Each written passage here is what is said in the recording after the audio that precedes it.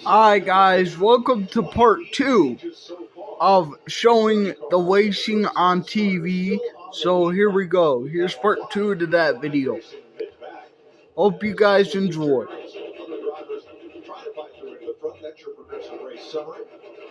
Joey Logano in front of Todd Gilliland. Ryan Blaney, Chris Buescher, now Ross Chastain. Chevy is in 5th with Kyle Larson and Denny Hamlin's Toyota.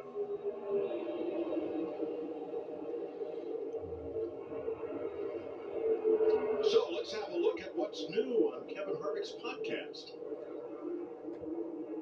The week before, my wife and I, Delana, got married in Las Vegas. That was on the documentary. Yeah, did you know they got married in I Vegas? didn't know. I didn't either. I actually didn't know you guys got married in Vegas. Because people always joke like, let's get married in Vegas. They actually It did was a neutral site.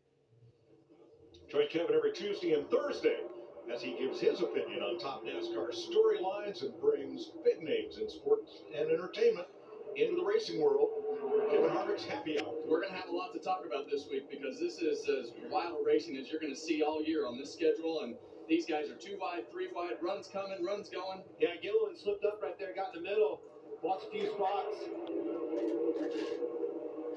Chris Buescher on the outside for the lead. A lot going on here, Kevin, behind the wheel. A lot of moves. Whoa, Cindric way up on the outside. He likes that. Old Harry Gantner right up on the wall. Things really get big runs off the bumper of a car. Some help behind you, having to get under the brakes, lifting for the handling. These guys, they are busy. See Ross Chastain shoot by in the middle lane there. We keep talking about the handling of his car, but as this good block right there. We saw how good he could block last week. He shut the door on Ryan Blaney there going into turn 1 and right back up to almost the 3rd lane.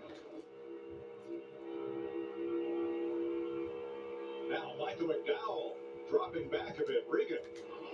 Well, Mike, a few laps ago, Michael McDowell, of course, running up front. All of a sudden, like a light switch, started falling back. The report from the driver after about 2 laps of losing position because it just got tight all of a sudden. That car had been a little bit loose most of the day, so that's something new for them right now. He was last on pit road at lap 64, along with the 10 other 9 cars that stopped at the stage break. This is exactly opposite of what I would think we would be seeing on a long run. Here we are deep into this run, and these guys are on top of one another, 2, 3 wide.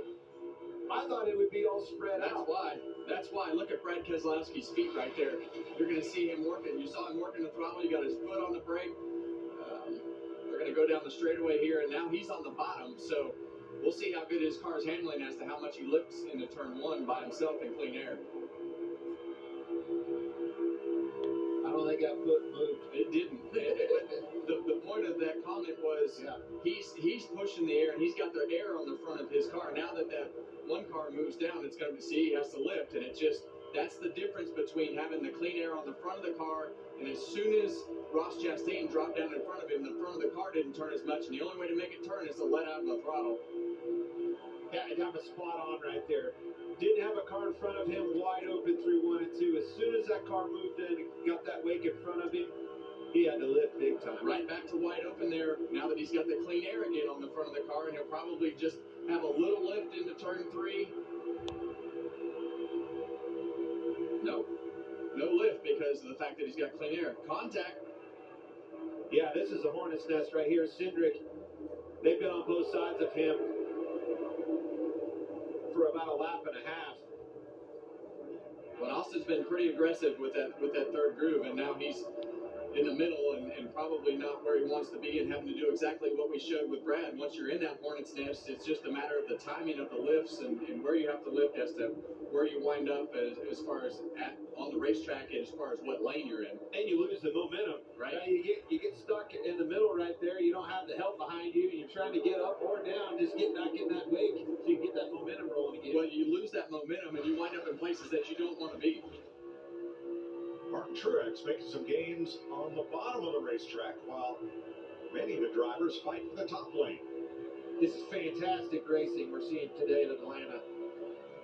So much fun to watch these guys battle. There's a lot going on inside these race cars. The runs they're getting, the blocks, the handling issue of this is so fun to watch. So later this summer, the second stop in Atlanta will be the first race in the NASCAR playoffs. So building the notebook here for playoff racing later on this summer. Joey Logano, Ryan Blaney, Ross Chastain. 1, 2, 3. Alright, we'll be back with more racing right after this. Don't have any idea what they are Right now. here at this very racetrack. I didn't take all, I just took 2 pies out of the lappers, and they were by accident.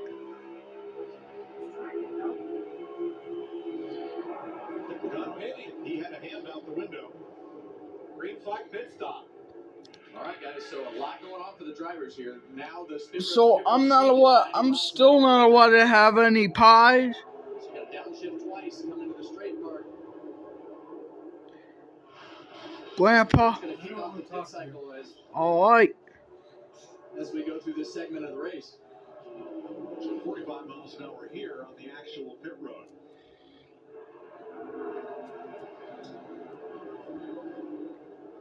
Fuel only for Ryan Blaney, so that's just a time thing. They don't want to stay on pit road any longer than they have to because you're already going to give up a lap and a half just coming to pit road.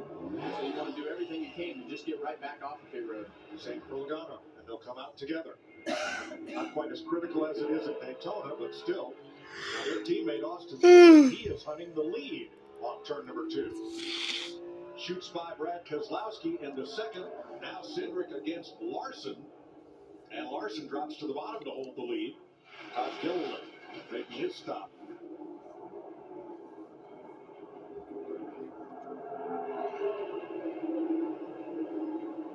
A really tight side drop. Keselowski and Chastain off of 4.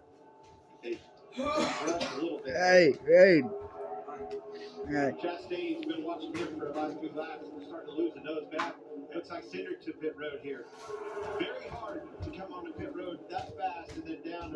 There's markers to aid you visuals, Kevin, but that straight on shot like that, that's very tricky to gauge your depth perception. 30 to go in stage 2, which has been all green flags so far.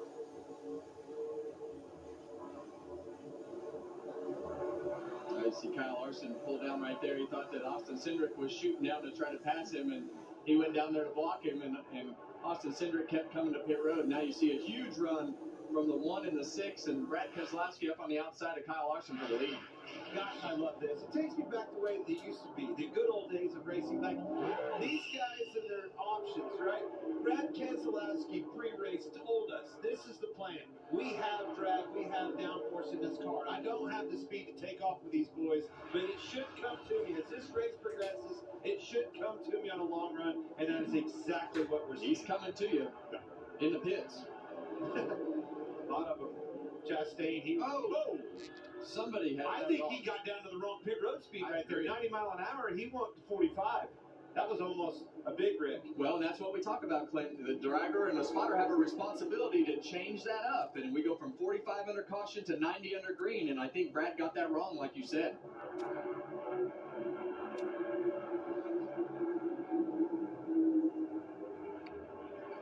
And more peel off for pit road this time.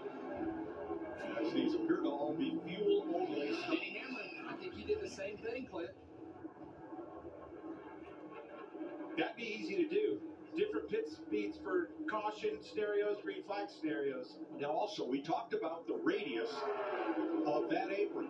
And if you run the inside, you're really at a different speed than if you run the outside because NASCAR measures time over distance. Could each of those drivers have a different number in mind? No, but when they do make a mistake like that in front of you and you're down low, that's where it's problematic. Oh, crash! William Byron and Michael McDowell have crashed on the apron. Get back on it again. No caution. No caution yet. They're not going to want to throw it because of the scenario that would unfold. They're going to keep it green. Yes, we stay green.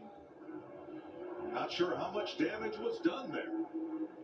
Back to my point, though. Say they stack up on the outside of you and you're forced down. Your pit road speed and everything you've practiced is off of that outside line around there. If you're forced to the bottom, you're merely guessing on your speed, Kevin. And you would typically just slow down to make sure because the time versus distance. You just slow down to play it safe. Big damage for McDowell there on the right front as he got into the wall when William Byron hit him. Ross Chastain and Josh Berry speeding on pit road. They will do pass-through penalty, and that is going to be very costly given that pit road starts at turn 3 and doesn't end until turn 1. Well, we saw Ross Chastain shoot by Denny Hamlin, so obviously Denny was doing right and Ross was going too fast. Bubba Wallace is the race leader. He and Ryan Preece have not stopped since the stage break.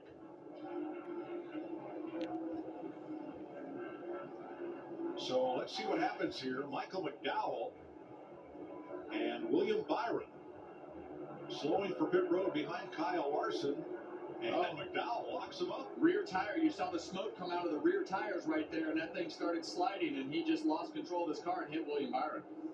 Once again, no caution flag. BJ McLeod too fast on pit road, and now the leader, Bubba Wallace, is coming to pit lane.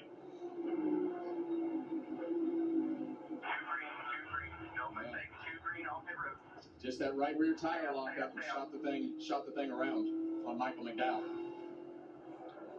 Wallace in for fuel only. Man, that car's tore up, Clint. I didn't notice the damage on the front of Bubba Wallace's car, but that splitter on the front of Bubba Wallace's car is pretty tore up. That happened back at lap 2. Yeah. And Ryan Preece in as well. He was the only other car that had not stopped under this cycle. Here are your leaders after everybody pits. It's going to be Austin Cindric, Joey Logano, Ryan Blaney, Todd Gilliland. 4 Fords there at the front of this pack. And now we're going to see things really strung out as these guys come to pit road and come off of pit road. And all the things that we saw happen have really spread this field out.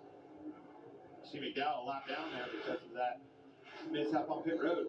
Ricky Stenhouse speeding, Eric Jones uncontrolled tire. And that's the last thing that you want to have is a speeding penalty right here, because now you're going to lose a lap and a half. So I'd rather be too slow than get a speeding penalty.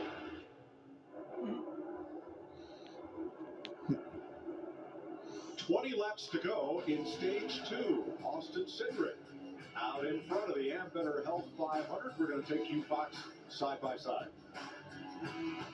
Alright, we'll be back with more racing here in a little bit. After these messages.